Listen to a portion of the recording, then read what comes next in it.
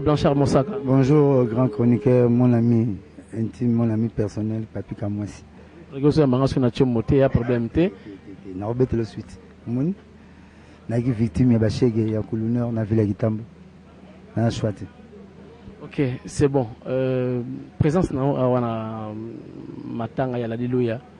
et l'axini. Ah bah mon ngap na vie on a commis ça bete la geto le vie nanga.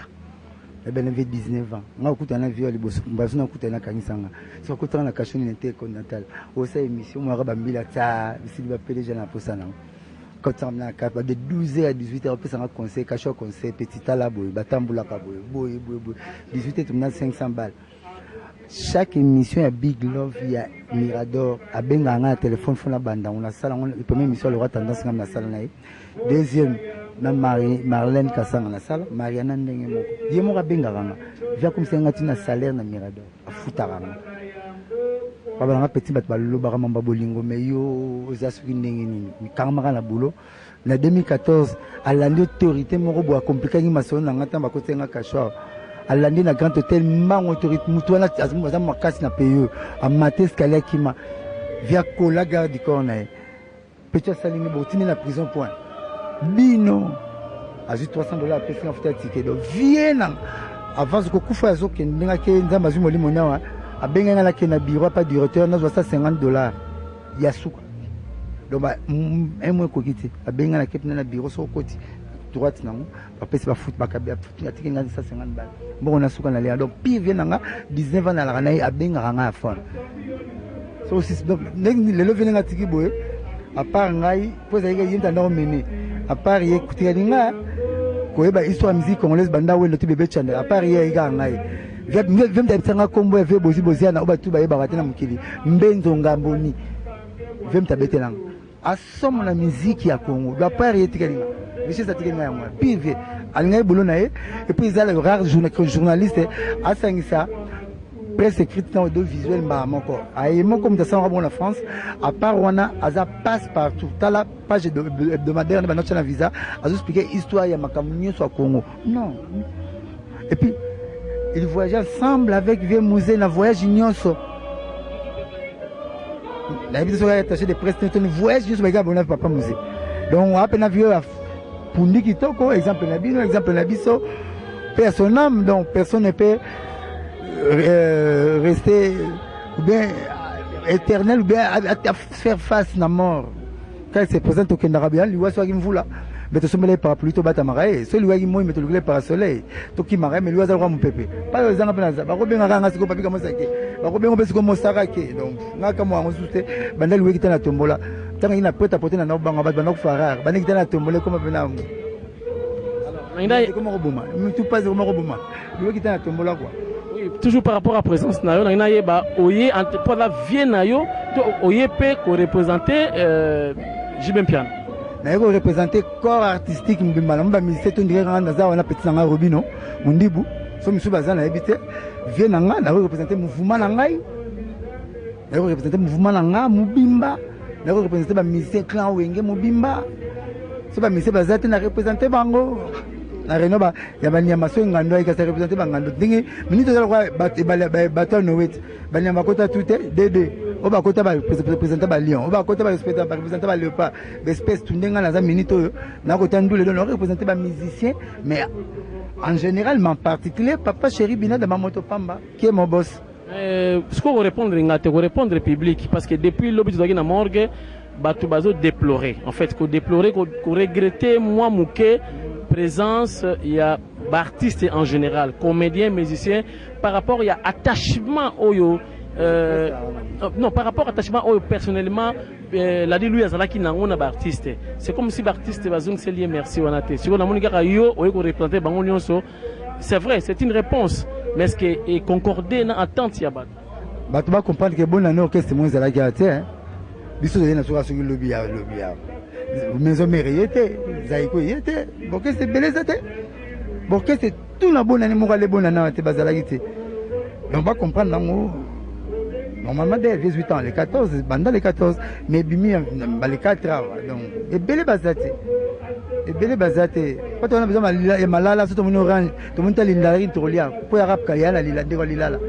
Donc le roi, on a besoin de valider, on va musicien, on a une mort là-bas, on a eu, donc on a représenté bon. Voilà, dernier mot. Vraiment, il y a pas si, copain de Moutamouné, ouais, histoire musique, à forger vine qui toko, à bundi qui toko, tia longiango, on va toujours le PDG Koufa, comme à DG métier de la PDG. Vena biso, alingaki biso, qui permet les musiciens, mais il y a un normal, baka moité, et bien ma chauffeur a koundé be mekena makolo, pour moutar me mangas avec temta na kuna bibi, il y a un bon, et bien mon bête imbonda, mon bête raté pour ta bête rambonda, elle a bon.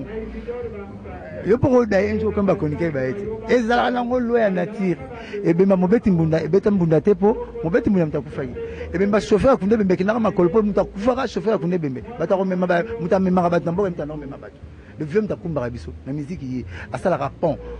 ya ba musicien ba joueur ba tout mais morazate c'est normal les arabes baka mwana ba honte et ben ma maréchal Mobutu ba 18 maintenant kunda bibemba ba vieux luambo ba balali 2 jours Congo mobimba ba pepe kale ba balali 4 jours Congo mobimba mais bemene ba kunda ba yala 18 maréchal Mobutu seko puis vient na 18 personnes et non normal ce qu'on a vu tout ça les saraba tout ça les sarate le reste de voir to pet salisa pour to kana qu'on na so ça ba salisa pekaka te so salisa talela nzambe. Premier examen Jésus à Sabastala Jésus à Polat na Barabas na Jésus boponi nani babisa muyibi atu na to comparer le na Jésus ngai ya botika ngamna boma papika mo no ba papinga te musaka ngamna boma yo lelo aganya pe mukiliana ngabo da kakila vina kakila mukile ko kana raté les premières classes belé ba comment ko sana ba cabine ba les premières classes ba comment sana ba cabine ba les premières classes ba mo le ba pondu na matanga do ba calcul ya mukili na ya classe et ko kana raté mo na mtu mo les premières classes mais le chèque na vie. Premier na bino maman te kasa na cabine na ba chic yo pe papi comme ça au câble sous là comme ko bisa beta la radio masolo jo na classe donc be calculer la vie na classe ko na raté lobby na biso mutu nzambe mtaye bien yo na ignorera lobby na ni mangana présent pour lobby na nga onte po be mbebe ko keno o latara ça para danger mais be mino ko ke pe tasu na lingwa ndo kufulu ne bale. Merci beaucoup. Merci, c'est moi qui vous remercie mon ami. Alors mon frère yo mtoto ko imbanze mo la diluya o immortaliser la dit. Et n'a pas raison. Parce que, merci tout d'abord pour la parole. Je me présente, c'est l'artiste Quinty Coin, leader du cinquantenaire médaille d'or. PDG Ladilouya, c'est un papa, c'est une mécène de la musique congolaise. Donc, c'est une icône de la presse congolaise. On a le concepteur des idées. Azali papa, il y a un fils. On a un Mirador Kala, un artiste, un musicien, créateur de sons et mélancoliques. Oh qui na beta raba timing universel puis mutu o bana maramba ya ba style afrobeats na ba coupé décalé aussi au Congo c'est moi à l'époque on a beta ba musique na par rapport à la publicité lelo ba timing na comme universal lelo par rapport que no ba tutu ba komika que non on a beta 2 minutes 3-4 minutes donc on a la banda de mambona kala et alors on a immortalisé PDG Ladilouya parce qu'il a beaucoup fait na carrière na musicale à soutenir en guise de reconnaissance vraiment en guise de reconnaissance yango moni na nalandaki hier na morgue nazalaki wana na elongo na famille na ye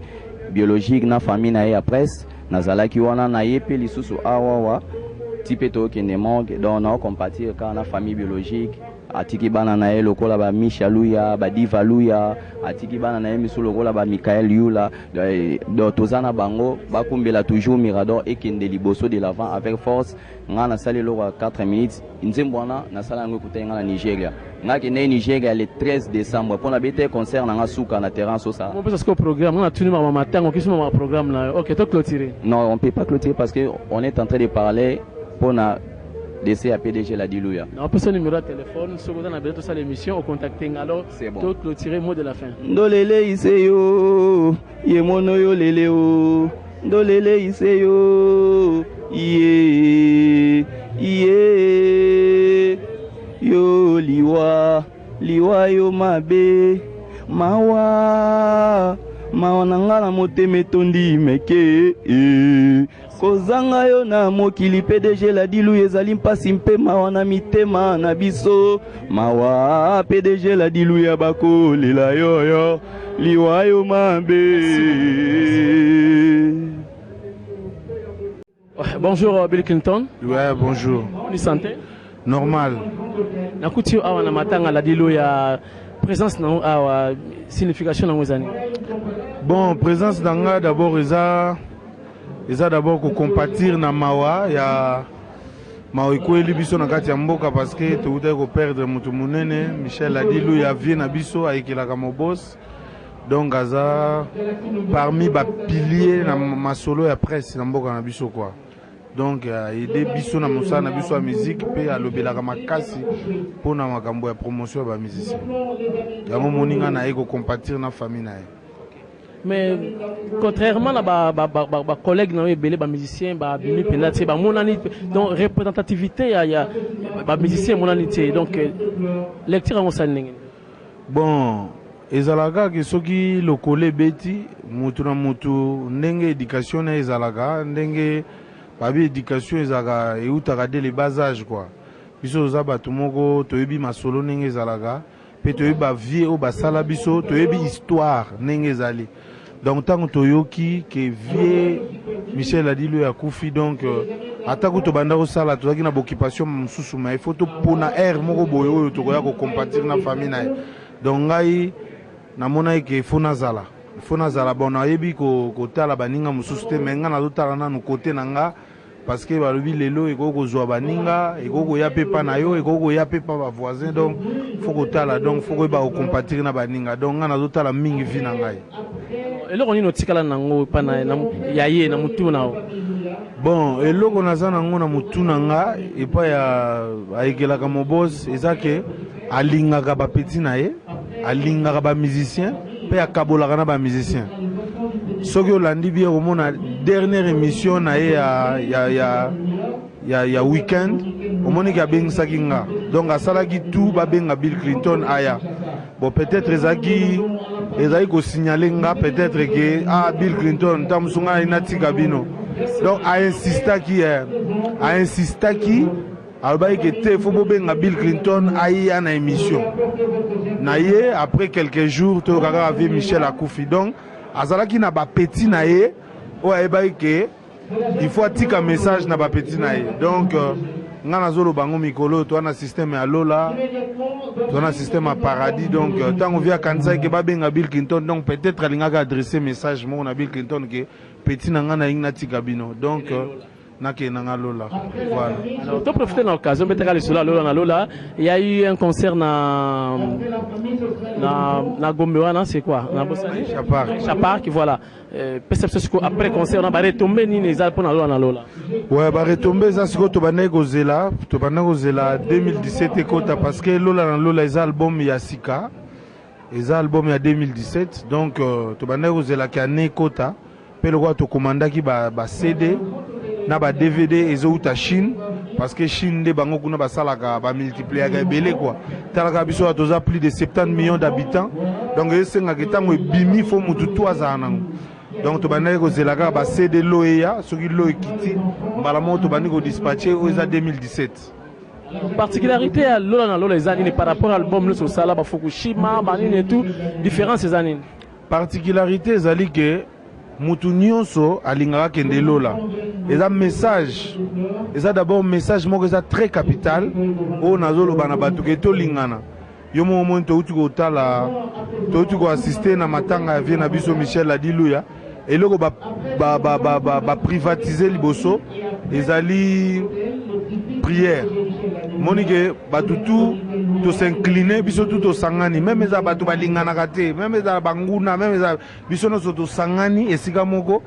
pona ko sambela esika moko pona vie na biso papa na biso Michel Adiluya amona bokonzi ya likolo donc monique eloko wana tozolo balola na lola eza eloko mo blague te eza message musu bazo comprendre ngo te donc eza message moko clé mutu tu akolingaka kende lola mutu moko te na kati akolingaka kende lifelo donc mutu nyonso fwa milengele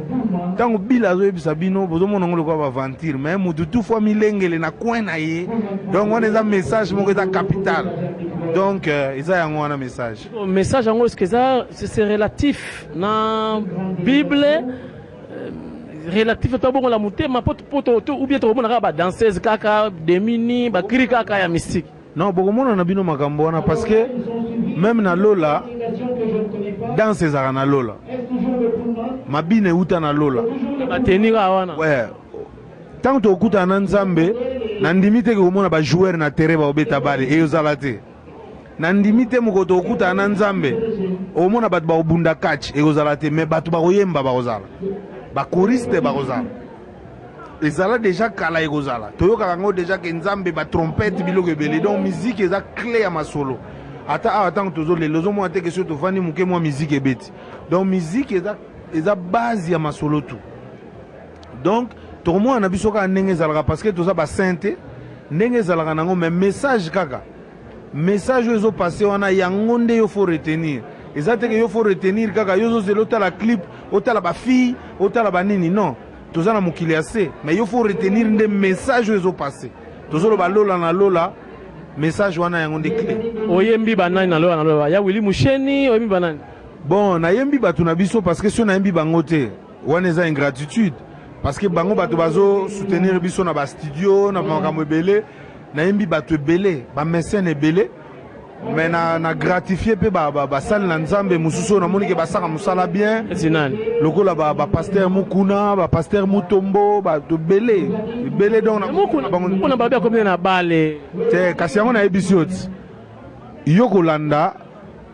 o ezosalama na mokili te message pasteur Mukuna avec la message ya nzambe mais rien n'empêche qu'à ça la business parce que nzambe emoka lobi ke muto akolia na mutoki na ye mutoki yango ezani il faut que nous travailler azote biso azo édifier biso mais akoza peine ba société na ye rien n'empêche eza peine ngone di biso pe tozo beta musique mais toza peine ba cop na biso to sala ka mususu to sana ba business to sala ka donc danger donc masolo eza bongo donc 2017 tokozela ba CD quand oyo koma na maboko ya bato nyonso mwani kitoko trop donc mwani album te donc Kalaming était tout le bas déjà d'ici mois de février tozozwa ba lola na lola ba CD déjà pena donc ekota Kalaming était bozela ngo ezo hein tolingi mutu tu aza nango na parler pour tozo combattre makasi pour la piraterie to sali ba système mususu déjà na Haïti ne bandi ko tekama mais to linga tout ça la système ya ba flash na système ya ba vente ya CD professionnel quoi. Merci. Merci en tout cas, c'est moi qui vous remercie. CNL Mobimba, CNTV, Nadem TV Batutu. Merci surtout à la directeur Yachen Makambutu qui te retrouve.